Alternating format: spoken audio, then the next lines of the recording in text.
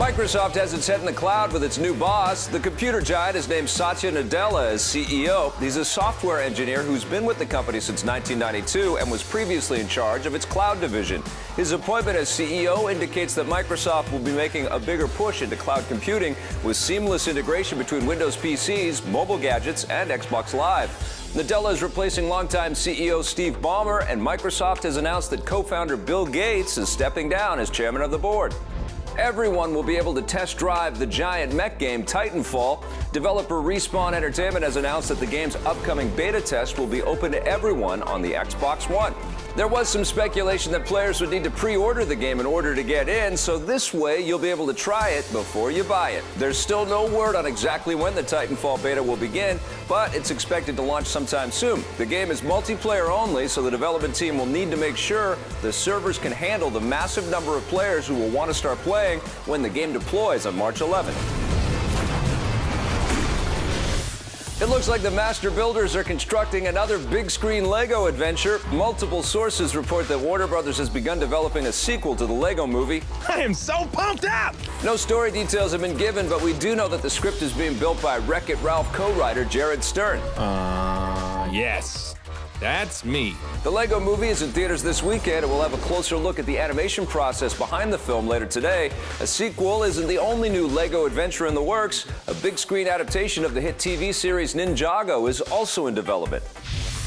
The heroic DC animated movies are getting easier to follow. Starting with the latest movie, Justice League War, all of the DC animated movies will take place in the same shared universe and follow the same continuity. This applies to original stories and adaptations of existing comics, which will have to be tweaked in order to fit the new universe. The producers hope that this will make it easier for audiences to keep track of all the different characters and storylines.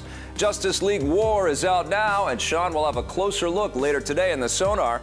The next DC animated movie, Son of Batman, arrives this summer, and the studio is also working on an adaptation of the Batman Arkham video games. Shared universes are popular right now thanks to the box office success that Disney and Marvel had with the Avengers.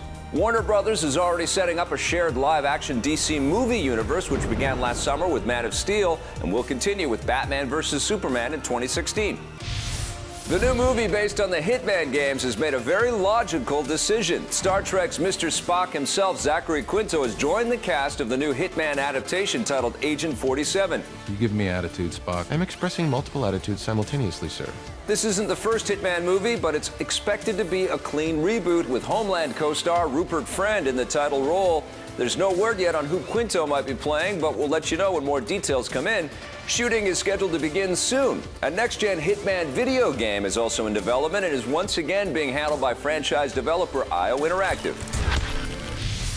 May the odds be ever in your favor, because the Hunger Games will continue as planned. Lionsgate Films has announced that the final two Hunger Games movies, Mockingjay Part 1 and 2, will not be delayed as a result of the tragic death of co-star Philip Seymour Hoffman. Part 1 had already finished shooting, and the studio says that Hoffman had only a few scenes left to film for Part 2. It's unclear exactly how they plan to complete those scenes now. Mockingjay Part 1 arrives this November, with Part 2 set to follow in 2015.